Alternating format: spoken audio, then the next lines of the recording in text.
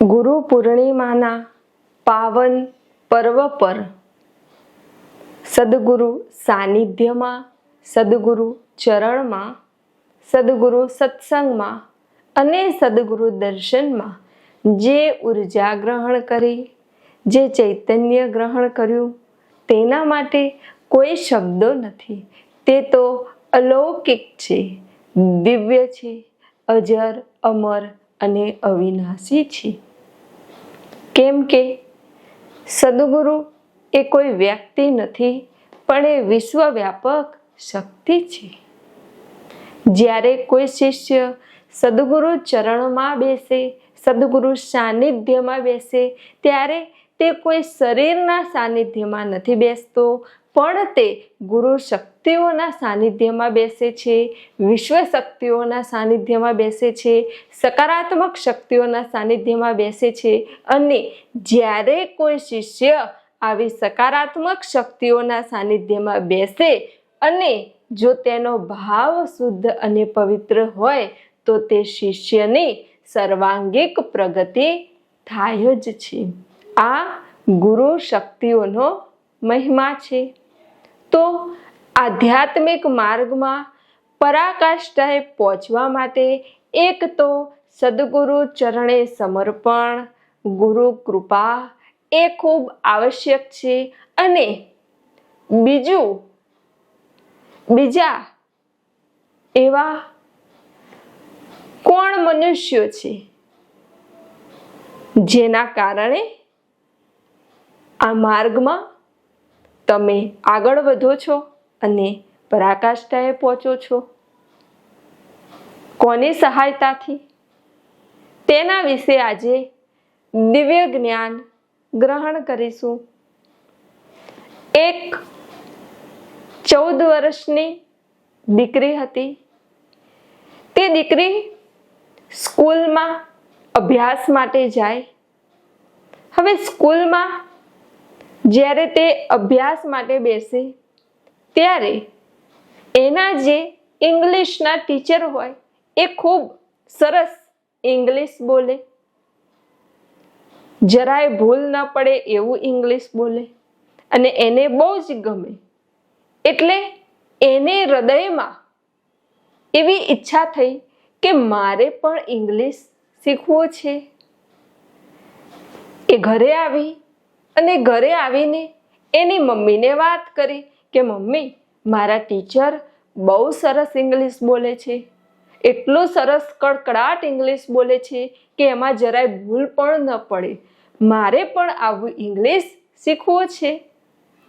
એની મમ્મીએ કીધું તો કે તું એ ટીચર તો તને સ્કૂલમાં તો ભણાવે જ છે, તું એક કામ કર, એ ટીચરના ટ્યુશન ક્લાસમાં જા, એટલે ધીરે ધીરે ટીચર તને ઇંગ્લિશ શીખવાડશે અને તું પણ આવું ઇંગ્લિશ બોલતી થઈ જઈશ. એ દીકરીને શીખવાની, આગળ વધવાની જિજ્ઞાસા લગની, એટલે તો ગઈ ટ્યુશનમાં. ટ્યુશનમાં ગઈ એટલે ટીચરે કીધું કે જો બેટા, હું તો ઇંગ્લિશ થોડું જ ભણાવીશ તને, બરાબર? આ જે અભ્યાસક્રમ હોય એ જ, પણ જો તારે ઇંગ્લિશ બોલતા શીખવું હોય કડકડાટ, તો ઇંગ્લિશ સ્પીકિંગના ક્લાસ આવે છે, તું એમાં જા. એમાં તને પહેલેથી છેલ્લે સુધી બધું જ શીખવા મળશે અને તું પણ આવી રીતે ઇંગ્લિશ બોલી શકીશ.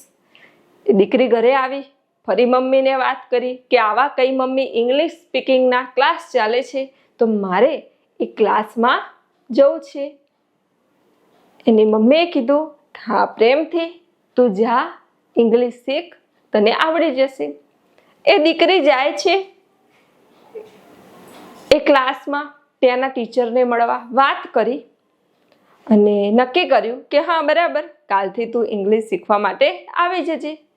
હવે એ દીકરી ઘરે આવી, સ્કૂલે જાય અને બપોરે ઇંગ્લિશ સ્પીકિંગના ક્લાસમાં જાય. એટલે સ્વાભાવિક છે કે આજુબાજુની સોસાયટીમાં કે આજુબાજુના ઘરોમાં રહેતા માણસો પૂછે કે તમારી દીકરી સવારે તો સ્કૂલ જાય છે, બપોરે ક્યાં જાય છે? એટલે એની મમ્મીએ કીધું કે ઇંગ્લિશ શીખવા માટે જાય છે. એને ઇંગ્લિશ બોલવું છે. એટલે આજુબાજુવાળા કે ઓહો આઈ ગઈ મોટી ઇંગ્લિશ શીખવાવાળી. એમ તે કઈ ઇંગ્લિશ આવડતું હશે? ઇંગ્લિશ શીખવાનું કઈ રસ્તામાં પડ્યું છે આટલી નાની અને ઇંગ્લિશ શીખવું છે? બોલો, એમ આવડી જતું હશે? એમ આવડી જતું હોય તો આપણે બધા ઇંગ્લિશ ના બોલીએ? ના આવડે કેમ? ઇંગ્લિશ ભલે જતી, આવડે તો બોલશે ને. બધા નિંદા કરવા લાગ્યા. હવે આ દીકરી દરરોજે ક્લાસમાં જાય અને ઘરે આવે, દરરોજે ક્લાસમાં જાય અને ઘરે આવે, અને તે તો ઇંગ્લિશ શીખવામાં ખૂબ આમ શું કહેવાય તરબોળ થઈ ગઈ હતી. તેની ઈચ્છા હતી તીવ્ર શીખવાની, એટલે બસ એમાં જ તરબોળ હતી. એને આવી બધી વાતો સાંભળી કે બહાર આવી વાતો થાય છે કે ઇંગ્લિશ તો કઈ આવડતું હશે, આટલી નાની છે ને ઇંગ્લિશ કેટલું બધું ભારે, એમ આવડતું હોય તો આપણે ના બોલત. આઈ ગઈ મોટી ઇંગ્લિશ શીખવા વાળી. એને આવું બધું સાંભળ્યું. એને કીધું કોઈ વાંધો નહીં, ઠીક છે, મારે ઇંગ્લિશ શીખવું છે, હું શીખીશ. દુનિયાને જે કેવું હોય કે ઇંગ્લિશ શીખવા લાગી. ધીરે ધીરે ધીરે એને કાચું પાછું ઇંગ્લિશ આવડવા લાગ્યું, તૂટેલા ફૂટેલા વાક્યો, બરાબર. અને એ પ્રેક્ટિસ કરવા લાગી ઘરમાં. એની મમ્મીને કીધું હું ઇંગ્લિશમાં જ બોલીશ, ઇંગ્લિશમાં જ વાત કરીશ. એની મમ્મીએ કીધું ઠીક છે બેટા.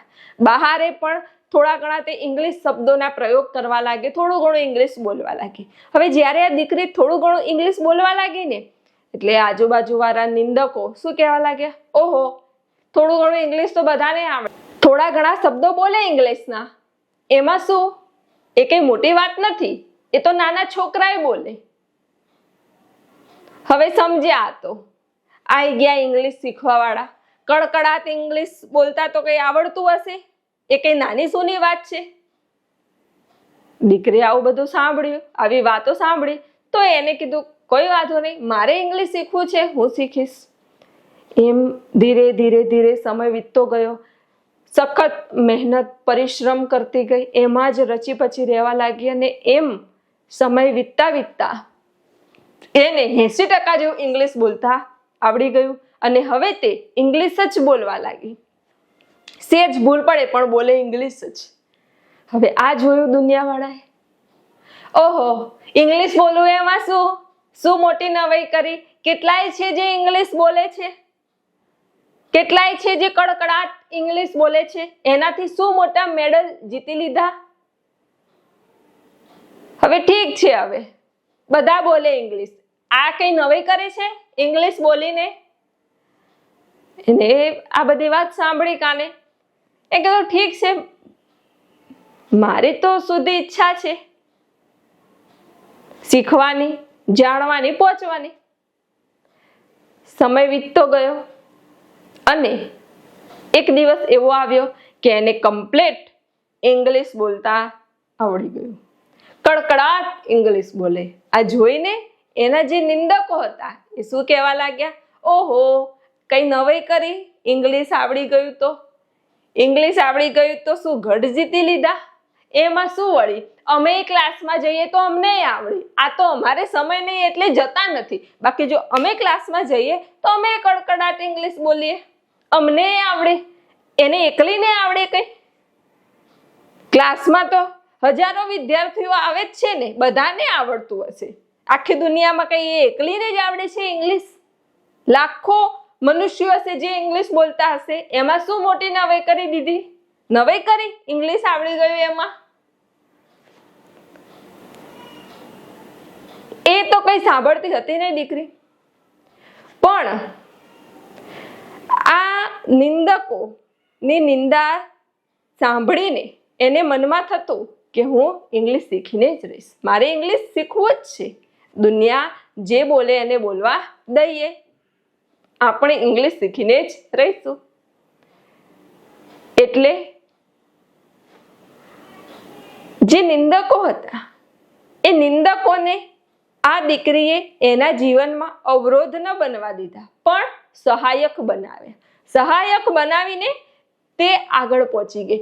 નિંદા કરતા ગયા એમ એ આગળ પહોંચતી ગઈ, નિંદા કરતા ગયા એમ એ આગળ પહોંચતી ગઈ. અને એમ કરતા કરતા છેક બધુંય ઇંગ્લિશ બોલતા તે શીખી ગઈ. ઘણા મનુષ્યો એવા હોય જીવનમાં કે નિંદા સાંભળીને ડરી જાય, બેસી જાય, રોકાઈ જાય અને આગળ વધે જ નહીં. તો જો તમે નિંદા સાંભળીને બેસી જશો તો રહી જ જશો. જે નિંદા કરતું હોય એનો તો હૃદયથી આભાર માનવો કે એ નિંદા કરે છે, એ નિંદક છે, તો તમે આગળ પહોંચશો, પુરુષાર્થ કરશો અને પરાકાષ્ઠાએ પહોંચી જશો તમે. એટલે નિંદક તો હોવા જ જોઈએ આજુબાજુમાં, તો જ તમે પરાકાષ્ઠાએ પહોંચો. પછી આ 14 વર્ષની દીકરી ઇંગ્લિશ શીખતા શીખતા એને 15 વર્ષ થયા અને પછી ધીરે ધીરે દેશ વિદેશની બધી ભાષાઓ તે શીખવા લાગી. એક ભાષાની બધી જ ભાષાઓ તે શીખવા લાગી અને થોડા જ સમયમાં તે ખૂબ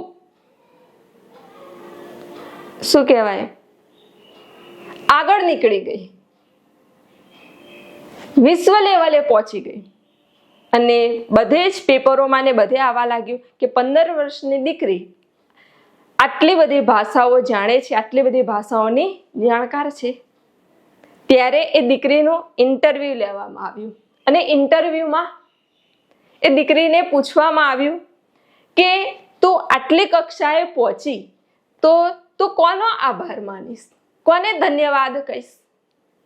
ત્યારે દીકરીએ બહુ સરસ જવાબ આપ્યો કે હું મારી આજુબાજુમાં રહેતા જે નિંદકો છે, જે કાયમ મારી નિંદા કરતા હતા, કાયમ મારી અદેખાઈ કરતા હતા, કાયમ મને ટોન્ટ મારતા હતા, હું એમનો હૃદયથી ધન્યવાદ કહીશ.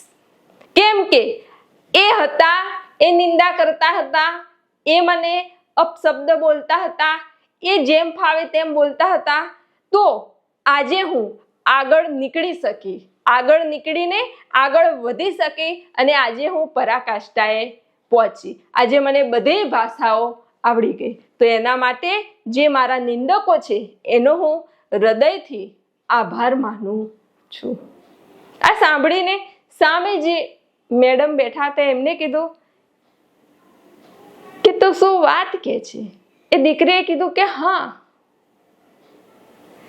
એ નિંદા કરતા હતા, હું આ બધી વાતો સાંભળતી હતી અને સાંભળીને હું વિચારતી હતી કે ભલે જે કહે એ. અને જેમ એ નિંદા સાંભળતી ને એમ મારો વિશ્વાસ, મારી શ્રદ્ધા બધું અડગ થઈ જતું હતું. હું સ્થિર થઈ જતી હતી કે મારે તો ઇંગ્લિશ શીખવું જ છે, હું શીખીને જ રહીશ. હું એ માર્ગે વધારે સ્થિર થઈ જતી, વધારે સ્થિરતા આવી જતી અને એ નિંદકોના કારણે જ આજે હું ઇન્ટરનેશનલ લેવલે પહોંચી ગઈ છું. એટલે કહેવાનો તાત્પર્ય એમ છે કે આધ્યાત્મિક માર્ગમાં પણ જે પરાકાષ્ઠાએ પહોંચ્યા મહાપુરુષો, જે દિવ્ય પુરુષો પરાકાષ્ઠાએ પહોંચ્યા, જે મહાદેવીઓ પરાકાષ્ઠાએ પહોંચી, તેમના જીવનમાં જો તમે જોશો તો એક બાજુ તો ગુરુ કૃપા છે જ અને બીજી બાજુ નિંદકો છે. પરમાત્મા બંને બાજુ બેલેન્સ રાખે છે. આ બાજુ ઉર્જા મળતી રહે અને આ બાજુ નિંદકો રાખ્યા છે એટલે અહંકાર આવે નહીં. શિષ્ય બેલેન્સમાં રહે, સંતુલનમાં રહે અને જો શિષ્ય સંતુલિત રહેશે તો તેની આધ્યાત્મિક પ્રગતિ ખૂબ જ જલ્દી થશે. એટલે પરમાત્મા બંને બાજુ બેલેન્સ રાખે જ છે. જેમ આધ્યાત્મિક માર્ગમાં કોઈ શિષ્ય નવો આવે, નવું ધ્યાનમાં બેસે, મંત્ર જાપમાં બેસે, સદગુરુ ચરણમાં જાય, સાનિધ્યમાં જાય, કંઈક જિજ્ઞાસા દાખવે, ત્યારે આ જગત કે જ છે ઓહો મોટી સદગુરુ વાળી, સદગુરુ જ કરે છે. એમ કઈ ભજન મળી જતું હશે, એમ કઈ ભજન લખાતું હશે, ભજન લખવું કઈ રસ્તામાં પડ્યું છે, એમ કઈ સત્સંગ બોલાતો હશે, એમ કઈ ખજાનો મળી જતો હશે, આટલી નાની ઉંમરમાં મળી જતો હશે, ઓહો કેટલી તપશ્ચર્યા કરો હિમાલયમાં, જુનાગઢમાં ત્યારે મળે, એમ કઈ મળી જતું હશે. તો આ ધ્યાનમાં બેસવા વાળા, મંત્ર જાપમાં બેસવા વાળા આ સાંભળીને શિષ્યનું મન સ્થિર થઈ જાય. જો તેને પહોંચવું હોય તો અડગ થઈ જાય કે ઠીક છે કોઈ વાંધો નહીં, ધીરે ધીરે ધીરે ધીરે તેને અહંકાર આવે જ નહીં, નિંદકો હોય એટલે, અને ગુરુ કૃપા મળતી રહે, ગુરુ ઉર્જા, ગુરુ સાનિધ્ય મળતું રહે. એટલે ભજન લખવા લાગે, સત્સંગ બોલવા લાગે, તેને ભીતરમાં દિવ્ય નાદ, દિવ્ય સુગંધ, દિવ્ય રસની અનુભૂતિ થવા લાગે. અનુભૂતિમાં બેસતા બેસતા બેસતા તે ધીરે ધીરે તેના બધાય ચક્રોનું શુદ્ધિકરણ થવા લાગે. શુદ્ધિકરણ થઈને તે આજ્ઞા ચક્ર સુધી પહોંચે અને સદગુરુ ચરણમાં જઈને તે કહે કે મને તો આજ્ઞા ચક્રની અનુભૂતિ થઈ. આજ્ઞા ચક્રમાં દિવ્ય જ્યોતિના દર્શન થયા, દિવ્ય સૂર્યના દર્શન થયા, દિવ્ય ચંદ્રના દર્શન થયા, ઢોલ નગારા દુદુંભી બધું સંભળાયું સદગુરુ. મને તો આટલી બધી દિવ્ય અનુભૂતિઓ થઈ. આ સાંભળીને સદગુરુ મૌન થઈ જાય. પણ જે નિંદકો હોય એ શું કે, આવું તો કંઈ થતું હશે, સુગંધ તો કંઈ અંદર આવતી હશે, કંઈ વાજિંત્રો કંઈ ભીતરમાં સંભળાતા હશે, આંખો બંધ કરીને કંઈ સૂર્ય ચંદ્ર તારા દેખાતા હશે, પેલું જુઠ્ઠું બોલે છે, આવું તો કંઈ હોતું હશે. અને હજુ હમણાં જ સદગુરુ સાનિધ્યમાં આવી છે ને આટલી બધી અનુભૂતિઓ ક્યાંથી થઈ ગઈ? કંઈ હજારો વર્ષ તપસ્યામાં બેસીને આવી છે, કઈ હજારો વર્ષ હિમાલયમાં રહીને આવી છે, રહે છે અહીંયા જગતમાં, આપણી જોડે રહે છે, કાર્ય કરે છે, તો આટલી જલ્દી કેવી રીતે પહોંચી ગઈ? ના હોય, ના પહોંચે, ખોટું બોલે છે, જુઠ્ઠી વાત. અને થોડું ઘણું પહોંચે તો શું એ કઈ મોટી વાત છે? કેટલાય મહાપુરુષો છે જે પરાકાષ્ઠાએ પહોંચી ગયા, જે મહાન બની ગયા. આ એકલી પહોંચી, એમાં કઈ નવી કરી? આ સાંભળીને શિષ્ય સ્થિર થઈ જાય, શાંત થઈ જાય કે હે પ્રભુ, તમને તો ખબર જ છે, દુનિયાને જે સમજવું હોય તે સમજે. ફરી અહંકાર શૂન્ય ગુરુ કૃપા મળતી ગઈ, ગુરુ કૃપા મળતી ગઈ. ધીરે ધીરે ધીરે શુદ્ધિકરણ થતા એ શિષ્ય પરાકાષ્ઠાએ પહોંચી ગયો, જીવન મુક્ત થઈ ગયો, કર્મ મુક્ત અવસ્થાએ પહોંચી ગયો. ઓહો, એટલે જગત કહેવા લાગ્યું, ઓહો કર્મ મુક્ત, એમ તો કેવી રીતે કર્મ મુક્ત થઈ ગયો? આ કઈ ઢીંગલા ઢીંગલીના ખેલ છે કે મળી જાય? અમે તો 20-20 વર્ષથી કરીએ છીએ ધ્યાન, 20-20 વર્ષથી બેસીએ છીએ સાધનામાં, તોય કશું મળતું નથી, અનુભૂતિ થતી નથી, કંઈ જ્ઞાને મળતું નથી. અને આને આટલી જલ્દી મળી ગયો કેવી રીતે? કંઈક હશે ખોટું, ખોટું જ બોલતી હશે, સાચું તો હશે જ નહીં. આ સાંભળીને ફરી શિષ્યનો અહંકાર તો શૂન્ય, ગુરુ કૃપા મળતી ગઈ. ને એમ ધીરે ધીરે ધીરે ધીરે આ શિષ્ય, આ સાધક પરાકાષ્ઠાએ પહોંચે છે. અને જ્યારે પહોંચી જાય છે ત્યારે જગત શું કહે છે? ઓહો, પહોંચી જાય એમાં શું? એને તો કઈ સેવા કાર્ય હોય નહીં, બસ ધ્યાનમાં જ બેસવાનું ને, બસ ભક્તિમાં જ બેસવાનું ને, બસ મંત્ર જાપમાં જ બેસવાનું ને, બીજું કઈ તો જવાબદારી નહીં ને, એટલે પહોંચી જ જાય ને. એમાં શું? એનું જીવન તો એવું જ છે, એના જીવન જેવું જો અમને જીવન મળ્યું હોય તો અમે પહોંચી ગઈએ. એમાં શું મોટી વાત? એમાં શું મોટી નવી કરી પહોંચી ગઈ? તો કેટલાય મહાપુરુષો છે હિમાલયમાં, જુનાગઢમાં, બધાએ પહોંચી ગયા છે, કઈ એકલી પહોંચી ગઈ છે? શિષ્ય સ્થિર, શાંત, અહંકાર શૂન્ય, નિંદા સાંભળે, અહંકાર શૂન્ય, આ બાજુથી ગુરુ કૃપા અવિરત ચાલુ. અને આ રીતે શિષ્ય ધીરે ધીરે ધીરે કરતા પરમ ગતિના માર્ગે ચાલીને પરાકાષ્ઠાએ પહોંચી જાય છે. એટલે કહેવાનો તાત્પર્ય એક કે આધ્યાત્મિક માર્ગમાં જે મહાપુરુષો, જે દિવ્ય પુરુષો પરાકાષ્ઠાએ પહોંચ્યા, તો એક તો તેમના જીવનમાં ગુરુ કૃપા હતી અને બીજું તેમના જીવનમાં નિંદકો હતા. એટલે બંને બેલેન્સ થયું અને શિષ્યો, સાધક, જિજ્ઞાસુ આધ્યાત્મિક માર્ગમાં આગળ વધીને પરાકાષ્ઠાએ પહોંચી જાય છે. તો જો તમે આધ્યાત્મિક માર્ગમાં હોય અને તમે ભક્તિ માર્ગમાં, જ્ઞાન માર્ગમાં, ધ્યાન માર્ગમાં કે કર્મ માર્ગમાં હોવ, પણ જો તમારી નિંદા ન થતી હોય, વિરોધ ન થતો હોય, તો સમજી લેવાનું કે હજુ કંઈ પ્રાપ્ત થયું નથી, હજુ હું સાચા માર્ગે નથી, એવું સમજી જ લેવાનું. અને જ્યારે તમારો થોડો ઘણો વિરોધ થવા લાગે, નિંદા થવા લાગે, એવું થવા લાગે ને, એટલે ખુશ થઈ જવાનું, રાજી થઈ જવાનું, પ્રસન્ન થઈ જવાનું કે હવે હું સાચા માર્ગે છું, હવે સાચો માર્ગ પકડાયો. હવે દિવ્ય માર્ગ પકડાયો અને આ જ માર્ગે ચાલીને તમે પરાકાષ્ઠાએ પહોંચી શકશો. કેમ કે નિયમ છે, જે ભક્તિ કરે એના જીવનમાં આવા નિંદકો, આવો વિરોધ હોય ને હોય, ત્યારે જ એ પરાકાષ્ઠાએ પહોંચી શકે છે. તો જે નિંદકો છે એમનો હૃદયથી આભાર અને પરમાત્માનો તો ખૂબ ખૂબ ધન્યવાદ. તમે જુઓ, પરમાત્મા આપણા જીવનમાં જે પણ કરે છે, જે પણ આપણા જીવનમાં ઘટના ઘટે છે, તે સારા માટે જ હોય છે, તે આપણા કલ્યાણ માટે જ હોય છે, તે આપણી ઉધર્વ ગતિ માટે જ હોય છે, જો તમે એને સકારાત્મક લો તો. પણ જો તમે તમારા જીવનની ઘટનાઓને નકારાત્મક રીતે લેશો ને, તો તમે ક્યારેય આગળ નહીં વધી શકો. જો ફરિયાદ કરશો તો ક્યારેય આગળ નહીં વધી શકો. તમારા જીવનમાં જેવી પરિસ્થિતિ હોય, જે પણ ઘટના હોય, એમાં હંમેશા તમારી આંખ સકારાત્મક રાખો કે આની પાછળ પણ સારું જ હશે. પરમાત્મા મારા જીવનમાં સારું જ કરશે. પરમાત્મા કદી અમંગળ કરી જ ન શકે, એ સારું જ કરે છે. પરમાત્મા, પરમપિતા પરમાત્મા છે, એ મારા જીવનમાં મંગળ મંગળ અને મંગળ જ કરે છે. પરમાત્માએ તો આ જીવાત્માને આ પૃથ્વી લોક પર મોકલ્યો છે અને સ્વતંત્રતા આપી છે કર્મ કરવાની.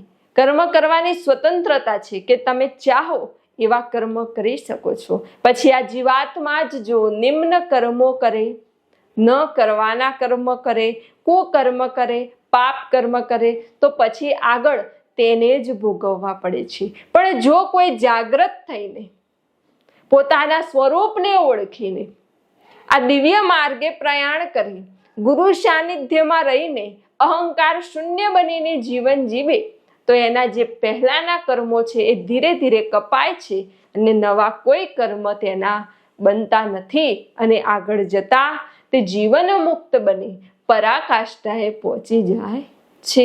પણ ક્યારે? જ્યારે તમને તમારું પોતાનું સ્વરૂપ ઓળખાય ત્યારે, કે હું કોણ છું એવું ઓળખાય ત્યારે. જ્યાં સુધી શરીર ભાવ છે, હું પણ છે, કે હું કરું છું, હું બોલું છું, હું આપું છું, એવું છે, ત્યાં સુધી તમે પરાકાષ્ઠાએ પહોંચી શકતા નથી. પણ જ્યારે એમ થાય કે જે થાય છે બધું પરમાત્માની કૃપાથી જ થાય છે, પરમાત્માની દયાથી જ થાય છે, હું તો નિમિત્ત માત્ર છું. જો આવા નિમિત્ત બનીને તમે ગુરુ કાર્ય કરો છો, તો હકીકતમાં તમે ભીતરથી શુદ્ધ બુદ્ધ અને ચૈતન્ય બનીને આ માર્ગે તમારી પ્રગતિ અનાયાસ જ થઈ જાય છે. ગુરુ કૃપા એટલે પ્રયત્ન વિના જ્યાં તમે પહોંચી જાઓ એને ગુરુ કૃપા કહેવાય. ગુરુ સેવાનું એટલું મહત્વ છે કે ગુરુ સેવાથી, ગુરુ કાર્યથી તમે અનાયાસ જ એ શુદ્ધ પ્રેમ દ્વારા, એ શુદ્ધ ભાવ દ્વારા તમારી ધીરે ધીરે આપમેળે જ આધ્યાત્મિક પ્રગતિ થવા લાગે છે.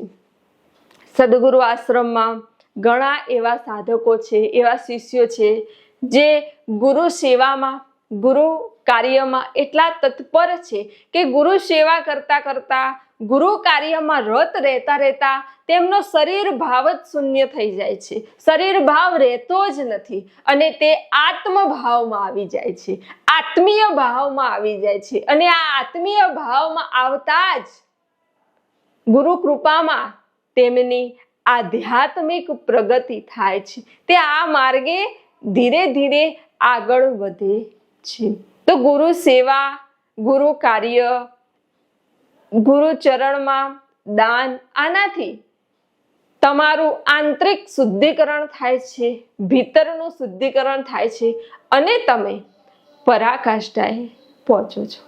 સદગુરુ ચરણમાં જ્યારે તમે કોઈ સેવા કાર્ય કરતા હોય, ગુરુ કાર્ય કરતા હોય અને એનાથી પ્રસન્ન થઈને જો સદગુરુની આંખમાં અશ્રુ આવી જાય ને, તો સમજી લેવું કે તમારો બેડો પાર.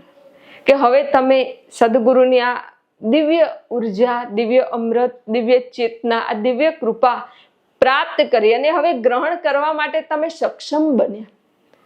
ગુરુ કૃપા તો દરેક શિષ્ય પર હોય છે, પણ ગુરુ કૃપાને ભીતર રાખવી, સાચવી રાખવી એ બહુ મહત્વની વાત છે.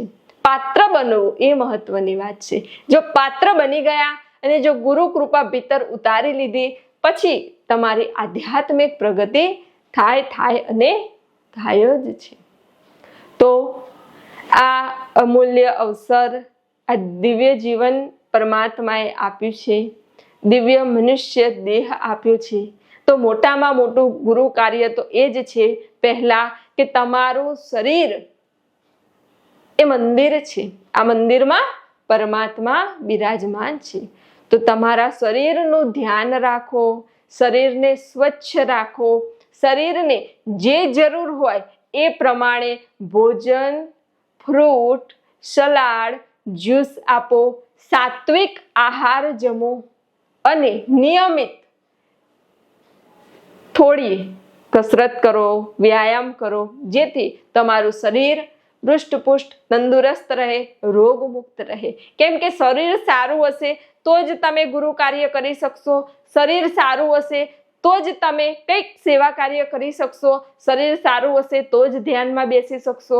શરીર સારું હશે તો જ સાધનામાં બેસી શકશો.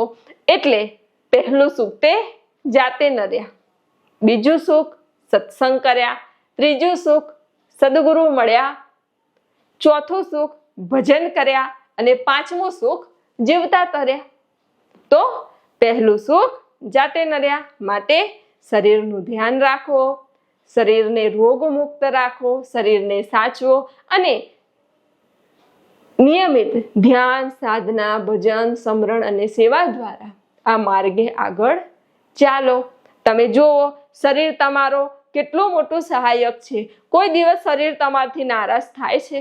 આ બે હાથ છે, કોઈ વખત આ હાથ એમ નહીં કે આજે મને કંટાળો આવ્યો, આજે હું કાર્ય નહીં કરું. કોઈ વખત કહે છે ના, તમે જ્યારે કહો ત્યારે તૈયાર.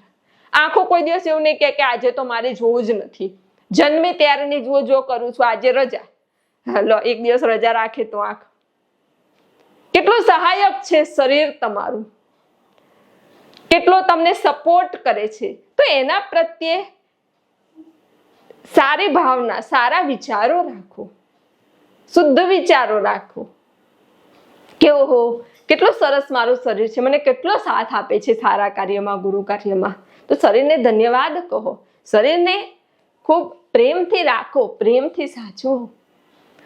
તમને ખબર છે દેવોને પણ દુર્લભ એવો મનુષ્ય દેહ છે. તો આવો મનુષ્ય દેહ મળ્યો છે તો એની અમૂલ્યતાને સમજો. એની કિંમત ના થાય, અમૂલ્ય છે. આ પરમાત્માએ આ જે શરીર આપ્યું છે કેટલું અમૂલ્ય છે. અને આ શરીર તો અમૂલ્ય છે જ, પણ બીજું એનાથી વધારે અમૂલ્ય આ શરીરમાં રહેલા પ્રાણ છે. એ પ્રાણ બધું જ ભીતરનું સંચાલન કરે છે. તમે તો જમી લીધું, હવે તમારે કઈ કાર્ય કરવાનું ના. પ્રાણ પચાવશે, રુધિર બનાવશે, મળ અલગ કરશે અને બધું જ કમ્પ્લીટ કરીને એ બધું જ પોષણ તમારી નાડીઓ સુધી પહોંચાડશે. તો પ્રાણનું કાર્ય તો જોવો, ઓહો પ્રાણ મહાન છે. આ પ્રાણનું શુદ્ધિકરણ કરવાનું છે. પ્રાણ કહેવાય એક જ, પણ બધાના પ્રાણ સરખા નથી હોતા. કહેવાય છે કે અમુક પ્રાણ દેવ્ય હોય, અમુક આસુરી પ્રાણ હોય. જે દેવી કાર્ય કરતા હોય ને એના પ્રાણ દેવ્ય હોય, અને અમુક પાપ કર્મ બહુ કરતા હોય તો એના પ્રાણ કેવા હોય? આસુરી, રાક્ષસી પ્રાણ હોય. હવે તમે કોઈ મનુષ્યને જોશો એટલે તરત તમને ખબર પડી જશે કે આના તો પ્રાણ જ એવા છે. હવે તમે વિચાર કરો કે આ પ્રાણોનું શુદ્ધિકરણ કરવું એટલે તો સદગુરુ કૃપામાં, સદગુરુ સાનિધ્યમાં જ થઈ શકે, બાકી સંભવ નથી. તો નિયમિત સત્સંગ સાંભળવાથી ભીતરમાં જે કચરો પડ્યો છે તે બહાર નીકળે છે અને ભીતરમાં એક નવીન ઉર્જા, નવીન ચેતનાનો પ્રવેશ થાય છે. તો આ સત્સંગ ખૂબ ધ્યાનથી શ્રવણ કરો, ભીતર ઉતારો. આપ સર્વના હૃદયમાં બિરાજમાન પરમાત્માને પ્રણામ.